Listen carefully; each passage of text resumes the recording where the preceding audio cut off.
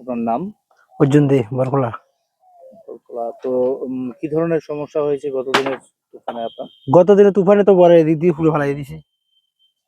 তখন তুলতে 30-35 হাজার টাকা লাগবে। আপনার আয়ের উৎস কি এই পানের এই বরজই? ফানে পরে তো কেমন ধরনের কি কি ক্ষতি হয়েছে আপনার? হয়তো সব চলাই বেড়ে লেগেছে। আমরা এটা পুরা ঠিক করতে হেঁটে তুলতে 35-হাজার, এটি ঠিক করতে আরো 10,000। কতটুকু জায়গার মধ্যে পানের বরজটা আছে? 15 ঘন্টা গতবার কি ফ্লাডে আপনার সব লয়ে গেছে। হ্যাঁ? সব লয়ে গেছে। এবার তুফানে এবার তুফানি তো কালকে দিছে ফেস করিয়া। সরকারি কোনো প্রতিনিধি নাই, আজকে দেখা নাই, করতে আইছে? কোনো জন আসে না।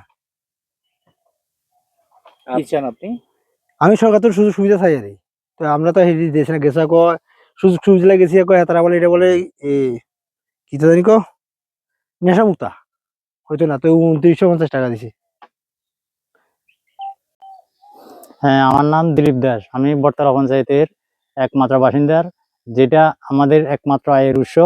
কালকে হঠাৎ কালবৈশাখীর এই প্রচণ্ড তাণ্ডবে আমাদের পান ক্ষেতের উপরের যে ছাউনি, যেটা বেড়া সাইডের সব কিছু নষ্ট হয়ে গেছে। যার কারণে আমাদের এখন সরকারের কাছে একটাই আবেদন থাকবো, যাতে আমাদের এই মেরামতির জন্য আংশিক হলেও কিছু না কিছু এই সরকার যাতে আমাদের সাহায্য করে, যেটা দিয়ে আমরা সম্পূর্ণরূপে ফ্যামিলি এবং আয় রোজগারের সব কিছু এইটার উপরে আমরা নির্ভর করে চলি। কারণ হঠাৎের ভিতরে যে এমন তাণ্ডব হইব, যেটা আমরা নিজেরাও ভাবি নাই।